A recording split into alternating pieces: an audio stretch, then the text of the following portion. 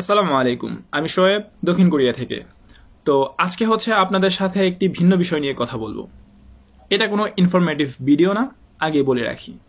ভিডিওটি বিশেষ করে গার্ডিয়ানদের জন্য বলতে পারেন, তবে যারা স্টুডেন্ট আছেন তারাও দেখতে পারেন।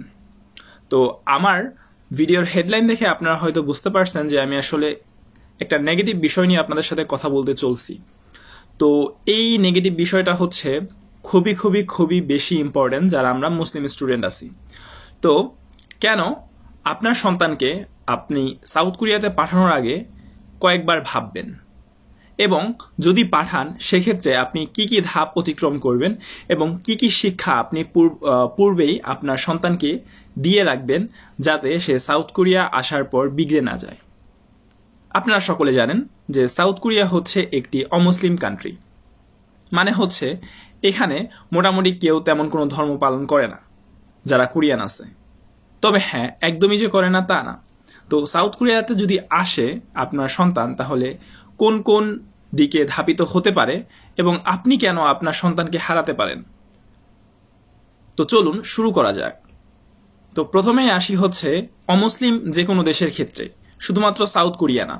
আপনি যদি চিন্তা করেন যে ইউরোপের কোনো দেশ বা আমেরিকা বা কানাডা এরকম যদি আপনি বা অস্ট্রেলিয়ার কথা যদি চিন্তা করেন, সেক্ষেত্রে হচ্ছে যখন আপনার সন্তান সেখানে যাবে, সেখানে এমন পরিস্থিতি হবে যে আপনার সন্তান ঈমান রক্ষা করতে পারাটা তার জন্য হবে সবচেয়ে বড় চ্যালেঞ্জিং। এবং একদিন, 2 দিন, 3 দিন এভাবে আসতে যত যত যত বেশি সময় যাবে, ততই আপনার ছেলে একটা একটা একটা একটা করে হচ্ছে অনৈতিক কাজের সাথে জড়িয়ে পড়বে। হ্যাঁ, অনৈতিক কাজ বলতে বেশি খারাপ ভাইবেন না, মানে হচ্ছে হারাম, বিশেষ করে হারাম খাবার দাবার, হারাম সম্পর্ক বা হারাম কাজ যেটাই বলেন কিনা সেই দিকে ধাবিত হতে পারে। তো কি কি ধরনের কাজ করতে পারে আমি কিছু সহজ উদাহরণ আপনাদেরকে আজকে দিব। সেগুলো চিন্তা ভাবনা করে হচ্ছে আপনার সন্তানকে আপনি দেশের বাইরে পড়তে পাঠাতে পারেন যদি কোনো নন মুসলিম কান্ট্রিতে পাঠান। এবং পাঠানোর আগে আপনাদের কি করা উচিত সেটারও একটা ছোট্ট সাজেশন দেওয়ার চেষ্টা করব। তো প্রথমেই বলি, এই নন মুসলিম যে কান্ট্রিগুলো আছে এখানে হচ্ছে মদ জাতীয় যেই দ্রব্যগুলো আছে সেইগুলোর দাম হচ্ছে পানির মতো। মানে কিছু কিছু ক্ষেত্রে হচ্ছে আপনি দেখবেন পানির চেয়েও কম দামে হচ্ছে পাওয়া যাচ্ছে হচ্ছে এখানে মদ বিক্রি হচ্ছে। সো সেক্ষেত্রে আমাদের বাংলাদেশে, আমি বাংলাদেশে তো ছিলাম, আমি বাংলাদেশে বড় হয়েছি, সাউথ কোরিয়াতে আসছে মাত্র কয়েক মাস হয়েছে আর কি, 6 মাস চলতেছে।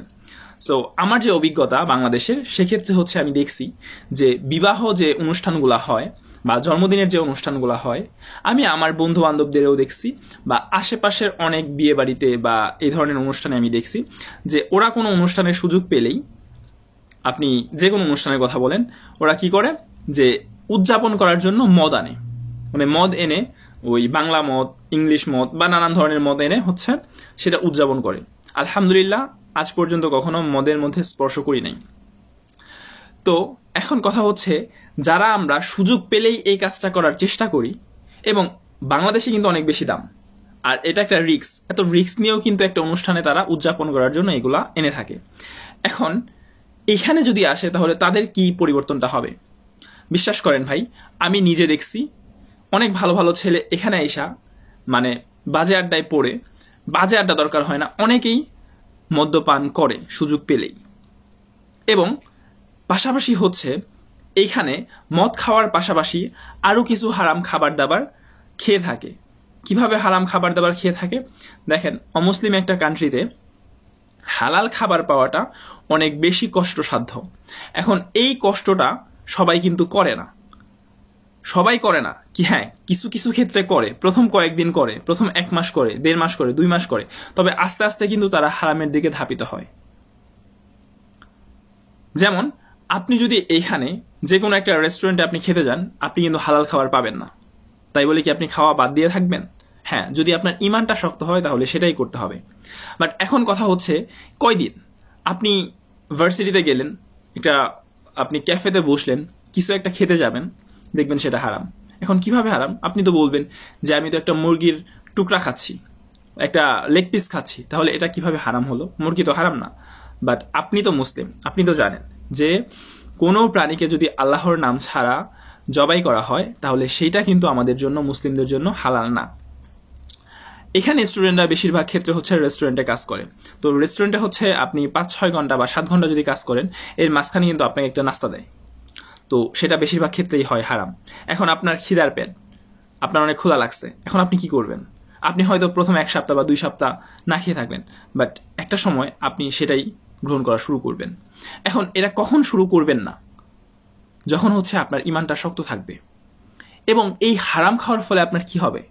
আপনার ইমানটা ধীরে ধীরে কমে যাবে। যখন আপনার শরীরে হারাম ঢুকবে, তখন সেটা আর থাকবে না।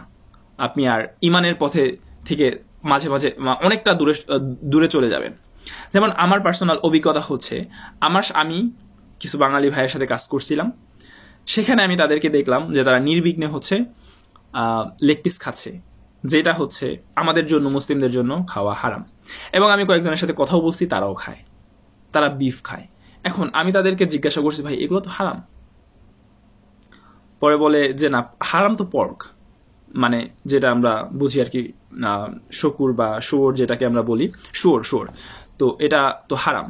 তো গরু মুরগি তো হারাম না? না, মুরগি গরু এটাও হারাম যদি আল্লাহর নামে জবাই না হয়। তো এই কোরিয়াতে আপনি যে খাইতে যাইবেন, এটা কি হালাল আপনি পাবেন? হালাল তখনই পাবেন যখন আপনি হালাল শপে গিয়ে খাবেন। তো হালাল শপ তো এখানে খুবই রেয়ার। তার মানে খাবার দাবারের ক্ষেত্রে আপনার সন্তানকে এমন শিক্ষা দিবেন, ইমানের দিক দিয়ে এমন শিক্ষা দিবেন, যাতে সে নিজেকে কন্ট্রোল করতে পারে। এখন পরবর্তীতে আমি আসি। পরবর্তী হচ্ছে এই কোরিয়াতে বা অমুসলিম কান্ট্রিতে হচ্ছে খ্রিস্টানদের আধিপত্য অনেক বেশি। রাস্তায় রাস্তায় হচ্ছে খ্রিস্টান প্রচারের জন্য নানান ধরনের মানুষকে টাকা দিয়ে সেট করে রাখে, এবং তারা আপনাকে নানান ধরনের প্রলোভন দেখাবে, টাকার অফার করবে এবং কাজের সুযোগ করে দিবে এবং আপনাকে শেল্টার দিবে। তো এই পথে আপনার ছেলেকে আপনি হারাতে পারেন, আপনার মেয়েকে আপনি হারাতে পারেন। তো তাই আপনার ছেলেকে যদি আপনি ইমানি শিক্ষা না দেন, তাহলে আমার রিকোয়েস্ট থাকবে আপনি আপনার সন্তানকে কোরিয়াতে বা কোনো অমুসলিম কান্ট্রিতে পড়তে পাঠাবেন না। এটা হচ্ছে আমার পরামর্শ। আর আরেকটা পরামর্শ হচ্ছে, অবশ্যই নামাজের শিক্ষাটা দেওয়ার চেষ্টা করবেন, যাতে 5 ওয়াক্ত নামাজ, কারণ যে ব্যক্তি 5 ওয়াক্ত নামাজ ধরে রাখতে পারে, সেই ব্যক্তি অন্য কোথাও, মানে অন্য কোনো খারাপ কাজে জড়িত হওয়ার সম্ভাবনা কম। তো আজকের ভিডিওটা এ পর্যন্তই। ভিডিওটি ভালো লাগলে সকলে লাইক, কমেন্ট, শেয়ার করবেন এবং চ্যানেলে নতুন হলে সাবস্ক্রাইব করে রাখবেন। আসসালামু আলাইকুম।